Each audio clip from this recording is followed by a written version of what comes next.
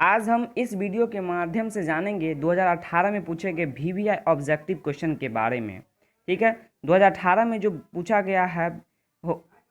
गया सवाल है वो इस परीक्षा में आ सकते हैं। जो वीवीआई ऑब्जेक्टिव क्वेश्चन है जो कि किस किस बोर्ड का है, बिहार बोर्ड का क्लास 12 का है, हिंदी दिगंत भाग 2 कक्षा 12वीं का है। तो आप इस पूरे 50 ऑब्जेक्टिव को अच्छी तरीके से याद कर लीजिएगा और इस बार यह ऑब्जेक्टिव 50 आ सकता है, आने की संभावना है। तो चलिए शुरू करते हैं। पिछले जो 2018 में जो पूछा गया था उसमें 50 ऑब्जेक्टिव पूछा गया था। तो चलिए पहला क्वेश्चन देख लेते हैं। पहला क्वेश्चन है, बाल कृष्ण भट्ट किस काल के रचनाकार है? किस काल के रचनाकार है? आदि काल के हैं कि भक्ति काल के हैं कि रीति काल के कि आधुनिक काल के हैं? तो सही आंसर होगा आधुनिक काल के। तो बाल गोविंद भगत किस काल के रचनाकार है? आधुनिक काल के। ठीक है, अगला देखिए, उसने कहा था किस वर्ष की रचना है? किस वर्ष की रचना है? 1915, 1920, 1922, 1925। तो सही आंसर होगा 1915। अगला क्वेश्चन देखते हैं, संपूर्ण क्रांति का नारा किसने दिया था? दिनकर जी ने, जयप्रकाश नारायण ने, मोरारजी देसाई ने या इनमें से कोई नहीं? तो सही आंसर होगा जयप्रकाश नारायण ने। अगला देखते हैं, अर्धनारीश्वर किसकी रचना है? दिनकर की है, बालकृष्ण भट्ट की है, मलयज की है, मोहन राकेश की है? तो अर्धनारीश्वर रचना है किसकी? तो दिनकर जी की है। चौथा नंबर का क्या हो जाएगा? ए हो जाएगा। अगला देखिए, रोज कहानी की नायिका कौन है? रोज कहानी की नायिका कौन है? मालती है, कलावती है, सुनीता है या रागनी है? तो रोज कहानी की जो नायिका है आपका मालती है। ठीक है, अगला देखते हैं, छठा नंबर, एक लेखक और एक पत्र के लेखक कौन है? सुखदेव हैं, बालकृष्ण भट्ट हैं, भगत सिंह है या राजगुरु है? चारों में से एक क्वेश्चन, एक विकल्प सही होगा। कौन सा विकल्प सही होगा? तो आंसर होगा आपको ये भगत सिंह होगा। सी नंबर होगा इसका आंसर। ठीक है, एक लेखक और एक पत्र का। अगला देखिए, 7वां नंबर देखते हैं, इनमें से कौन सी रचना जगदीश चंद्र माथुर की है? भगत सिंह की है, बातचीत है, ओ सदा नीरा, तिरिछ या फिर हंसते हुए मेरा अकेलापन? तो जगदीश चंद्र माथुर की रचना कौन सी है? बातचीत है कि ओ सदा नीरा है कि तिरिछ है या फिर हंसते हुए मेरा अकेलापन? तो इसका सही आंसर होगा 7वें नंबर का ओ सदा नीरा। ठीक है, अगला देखते हैं, सिपाही की माँ हैं? भगत सिंह हैं कि दिनकर हैं कि अज्ञे हैं या फिर मोहन राकेश? तो सही आंसर होगा मोहन राकेश इसके रचनाकार हैं। अगला देखते हैं, जूठन क्या है? जूठन है वो क्या है? रेखा चित्र है, शब्द चित्र है, कहानी है या आत्मकथा है? सही आंसर होगा इसका, ये जूठन जो कहानी है वो एक आत्मकथा के रूप में है। जूठन एक कहानी नहीं है, सॉरी, आत्मकथा है। ठीक है, आत्मकथा है। तो आत्मकथा हो गया ये।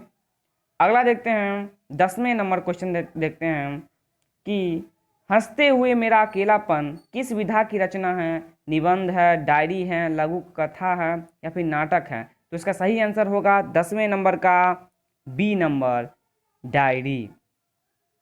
अगला देखते हैं, इनमें से प्रेस के वीर की कवि कौन है? तो प्रेस के वीर की कवि कौन है? कौन है कवि? तो देखते हैं, प्रेस के वीर की कवि कौन है? जायसी है, नाभादास है, सूरदास है या कबीरदास को? तो सही आंसर होगा नाभादास। तो नाभादास जी जो हैं बी नंबर होगा, सॉरी ये बी होगा। बी नंबर क्या होगा? नाभादास, जो प्रेस के वीर की कवि हैं। अगला नंबर देखते हैं क्वेश्चन का, सूरदास किस भाषा के कवि हैं? सूरदास जी जो हैं किस भाषा के कवि है? संस्कृत के हैं कि ब्रज भाषा के हैं कि अवधी के हैं कि मैथिली के हैं? तो सही आंसर होगा ब्रज भाषा के सूरदास कवि माने जाते हैं। अगला देखते हैं, तुलसीदास के बचपन का क्या नाम था? तुलसीदास के बचपन का क्या नाम था? राम बोला, श्याम बोला, मतलब यहाँ पे सॉरी एक मिनट, यहाँ पे राम बोला हो जाएगा, राम बोला हो जाएगा, श्याम बोला, हरि बोला या शिव बोला? तो सही आंसर होगा तुलसीदास के बचपन का नाम क्या हो जाएगा? राम बोला। क्या? राम बोला। ठीक है, राम बोला इसका सही आंसर हो जाएगा।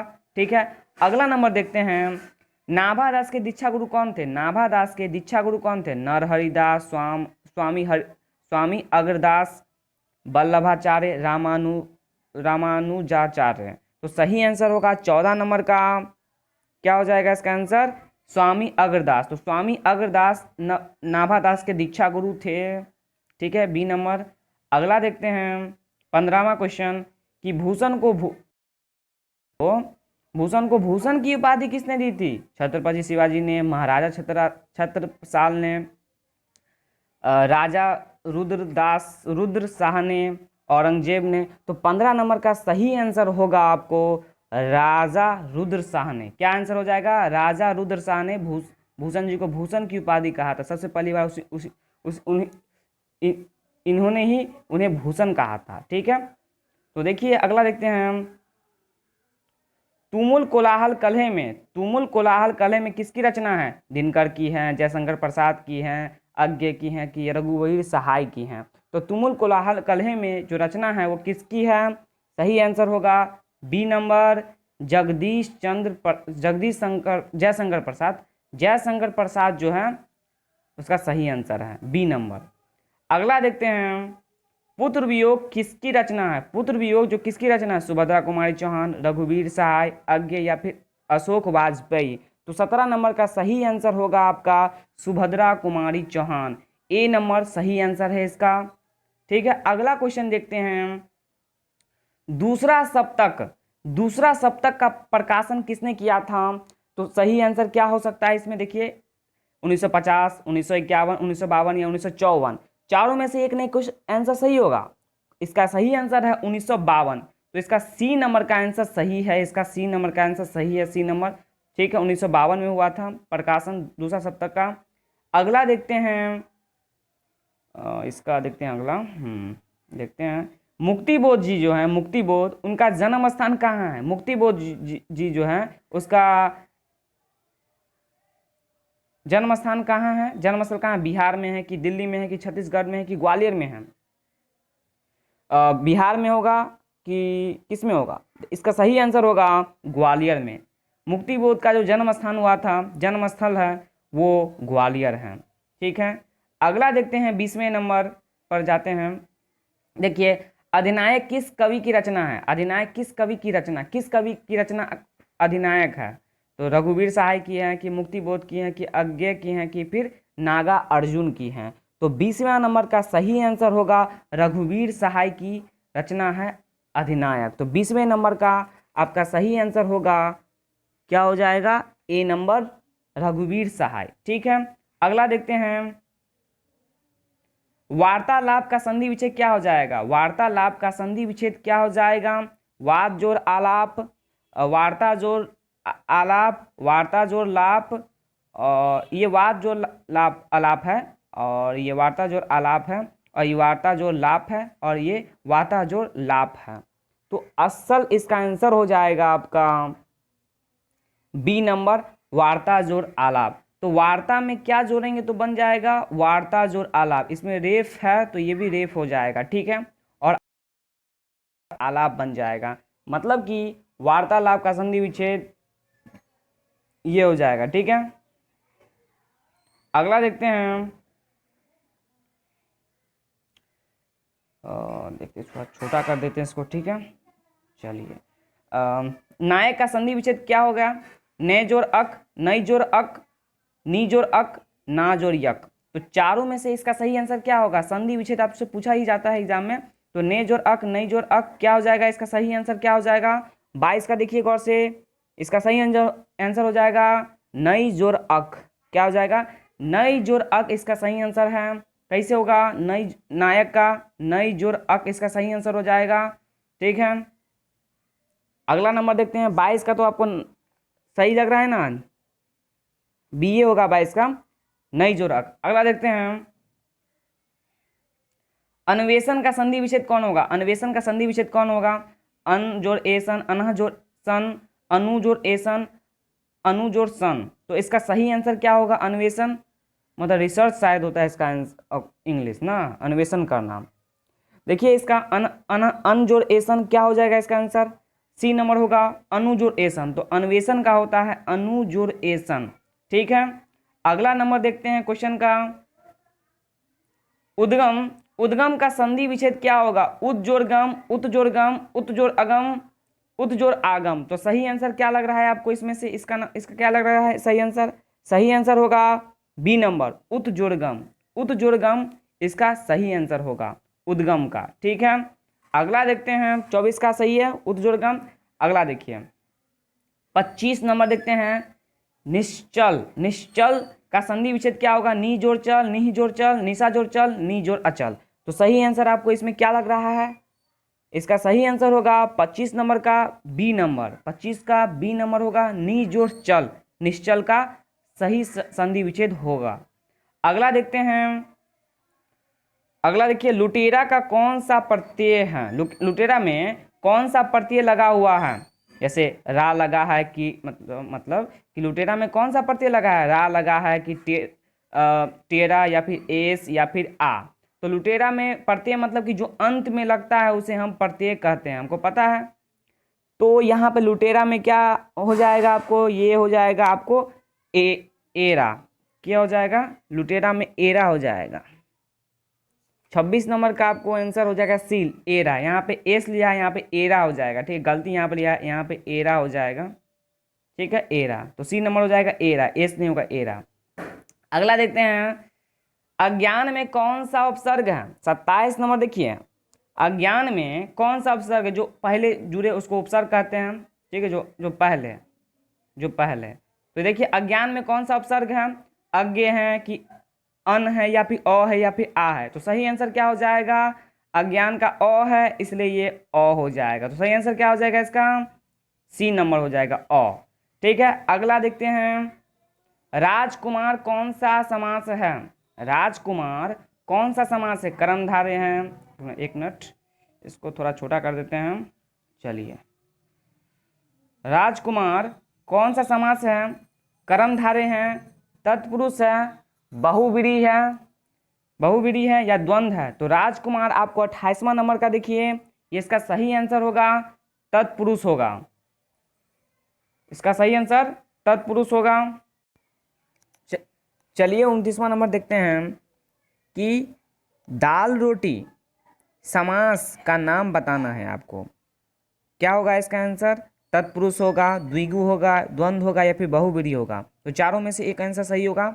दाल रोटी में कौन सा समास है? तो हमारे ख्याल से ये द्वंद्व होना चाहिए। तो सही आंसर है 29वां का सी नंबर। सही आंसर सी नंबर है, दाल रोटी में दोनों पद प्रधान है। अगला देखते हैं 30वां नंबर। घनश्याम में कौन सा समास है? घनश्याम जो है वो कौन सा समास है? कर्मधारय हैं, द्विगु है, द्वंद्व है या फिर तत्पुरुष है? तो घनश्याम तो विशेषता बता रहा है। तो 30वां का सही आंसर होगा कर्मधारय। तो कर्मधारय हो जाएगा। इसमें बहुव्रीहि नहीं दिया है तो हम क्या लगाएंगे? कर्मधारय को लगाएंगे। तो 30वां का हो जाएगा घनश्याम कौन सा समास है? कर्मधारय। अगला देखते हैं 31वां नंबर। चौराहा, चौराहा कौन सा समास है? द्वंद्व है, द्विगु है, कर्मधारय, तत्पुरुष। देखिए चौराहा में पहले चार लगा है, मतलब जहाँ चार रास्ता हो, मतलब इसका यह संख्या बता रहा है। इसका आंसर क्या हो जाएगा? चौराहा कौन सा समास है? तो बी नंबर 31 का बी नंबर हो जाएगा, द्विगु समास है। अगला देखते हैं पीताम्बर कौन सा समास है? जो पीताम्बर है वो कौन सा समास है? द्विगु है, बहुव्रीहि है, कर्मधारय है या फिर अव्ययभाव है? तो क्या हो जाएगा पीताम्बर में? पीताम्बर क्या है, कौन सा समास है? सही आंसर क्या हो जाएगा इसका? 32वां का तो हो जाएगा विशेषता बता रहा है। तो कर्मधारय तो दोनों दिया रहा है, तो हम क्या लगाएंगे? बहुव्रीहि लगाएंगे, विशेषता बता रहा है। अगला देखिए पैक, पै का पर्यायवाची शब्द क्या है? प या पै का पर्यायवाची शब्द क्या है? दूध है, पाप है या फिर सोना है या फिर तालाब है? तो सही आंसर क्या हो जाएगा? पै का पाप हो जाएगा, बी नंबर पाप। अगला देखते हैं अनुराग का विलोम क्या होगा? अनुराग का विलोम क्या होगा? राग होगा, विराम होगा, वैराग्य होगा या फिर विलोम प्रेम होगा? तो वैराग्य होगा कि प्रेम होगा? तो 34 नंबर का देखिए, इसका सही आंसर होगा विराम होगा। तो अनुराग का विराम। तो 34 नंबर का सही आंसर क्या हो जाएगा? बी नंबर विराम। तो अनुराग का क्या हो जाएगा? अनुराग का अनुराग का विराम हो जाएगा। अगला देखते हैं 35 नंबर, जो अथ है, अथ का विपरीतार्थक शब्द क्या हो जाएगा? अक्षा, आदि, उदय, हति। तो 35 नंबर का सही आंसर क्या हो जाएगा? 35 का डी, हति। तो सही आंसर क्या हो जाएगा? अथ, अथ का हति, हति, हति। ठीक है। अगला देखते हैं 36 नंबर, कृष्ण का विलोम क्या होगा? जो कृष्ण है, कृष्ण, तो कृष्ण का विलोम क्या होगा? काला होगा, सफ़ेद होगा, शुक्ल होगा या फिर उजला होगा। तो क्या हो जाएगा? कृष्ण जैसे होता है अमावस्या, कृष्ण पक्ष, शुक्ल पक्ष होता है ना, तो क्या हो जाएगा इसका? कृष्ण का विलोम 36 का शुक्ल हो जाएगा, सी नंबर। ठीक है। अगला देखते हैं स्थावर का विलोम है, तो स्थावर है स्थिर होगा, संगम होगा, सॉरी यहाँ पे जंगम है। ठीक है। स्थावर का विलोम क्या होगा? स्थिर, जंगम, सरल या फिर बड़ा, मतलब कि बड़ा। ठीक है। तो सही आंसर इसका क्या हो जाएगा? इसका सही आंसर होगा जंगम। तो स्थावर का विलोम होता है जंगम, जंगम। ठीक है। अगला देखते हैं नर का विपरीतार्थक शब्द क्या है? नर का विपरीतार्थक शब्द क्या है? पुरुष है, व्यक्ति है, धनी है या फिर नारी है। तो नर का विपरीतार्थक शब्द तो हल्का है, नारी हो जाएगा। नर का विपरीतार्थक शब्द नारी हो जाएगा, डी। अगला देखते हैं स्तुति का विलोम क्या होगा? तो पहले देख चुके हैं इसको पिछले वीडियो में। स्तुति का विलोम हो गया निंदा, शिकायत, घृणा, द्वेष। तो सही आंसर क्या हो जाएगा? स्तुति का निंदा। तो 39 के ए। चलिए अगला देखते हैं संध्या का विलोम क्या होगा? जो संध्या है, संध्या, उसका विलोम क्या हो सकता है? प्रात, प्रात, प्रातः, निशा या रात्रि। तो सही आंसर क्या हो जाएगा? प्रातः, प्रातः। इसमें विसर्ग नहीं लगा हुआ है, ठीक है, इस ए में, इसलिए ए नहीं होगा, बी होगा। ये सही है, बी नंबर इसका। ठीक है। अगला देखते हैं 41वां, देखिए शिव का उपासक कहलाता है शिवम, शैव, शिवत्व, शंकर। तो 41 नंबर का सही आंसर क्या हो जाएगा? जो शिव का जो उपासक होगा, जैसे जो विष्णु की पूजा करता है तो वैष्णव कहलाता है, ठीक उसी प्रकार शिव का जो उपासक होता है उसे क्या कहते हैं? शैव कहते हैं, शैव। ठीक है। तो बी नंबर हो जाएगा। तो अगला देखते हैं 42वां, देखते हैं अपने पैरों पर खड़ा होना। अपने पैरों पर खड़ा होना मुहावरे क्या अर्थ है? दूर जाना, स्वावलंबी होना, प्रिय होना या सुंदर होना। तो 42वां क्या आंसर हो जाएगा? स्वावलंबी होना। तो अपने पैर पर खड़ा होना मतलब स्वावलंबी होना। ठीक है। बी नंबर इसका सही आंसर हो जाएगा, बी नंबर है ये। ठीक है।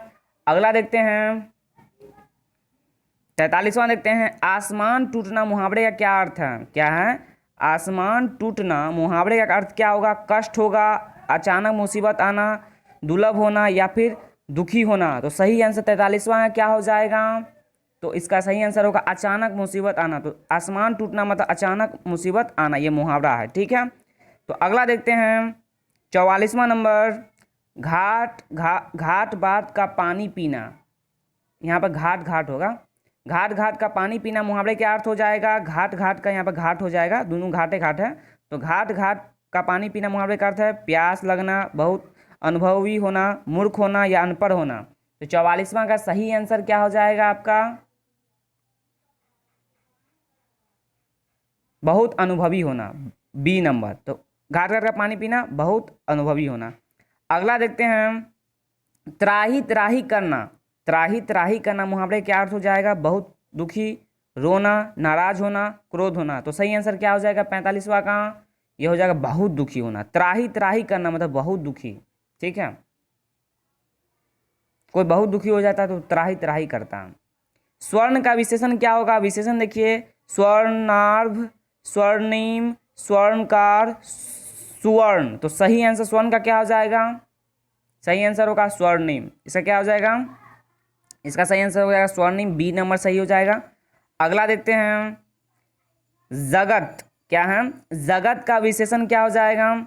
जगत का विशेषण क्या हो जाएगा? जागना, जगदीश, जागतिक या जग। तो 47 नंबर का सही आंसर क्या हो जाएगा? जग, जग। ठीक है, हो जाएगा। अगला देखते हैं तो जगत का विशेषण क्या हो जाएगा? जग। ठीक है। तो 47वां का आंसर सही है, डी जग हो जाएगा। अगला देखते हैं दिन का विशेषण क्या हो जाएगा? दिन का, दिन, सुदीन, दैनिक, दिन भर या फिर दिनेश। तो 48 का आंसर हो जाएगा दैनिक। ठीक है, दिन का होता है दैनिक। ठीक है, अगला देखते हैं, अरण्य का समानार्थी शब्द क्या है? अरण्य, क्या दिया गया है? अरण्य। अरण्य का समानार्थी क्या है? पर्यायवाची क्या है? विपिन है, वपु है, रश्मि है या विटप है। तो 39 का हो जाएगा आपको विटप, विटप। अरण्य मतलब विटप, विटप हो जाएगा डी नंबर। ठीक है, अगला देखते हैं, तलवार शब्द क्या है? तलवार शब्द का विलोम क्या हो जाएगा? चंद्र, सायक, तंग, प्रभा। तो 50 नंबर का सही आंसर क्या हो जाएगा? तलवार का, तलवार का विलोम होता है, क्या हो जाएगा? तंग हो जाएगा। तो तलवार का विलोम हो जाएगा तंग। तो इस प्रकार आपका 2018 में पूछा गया ऑब्जेक्टिव 50 क्वेश्चन खत्म हो चुका है और आप इसको याद कर लीजिएगा। Okay, bye.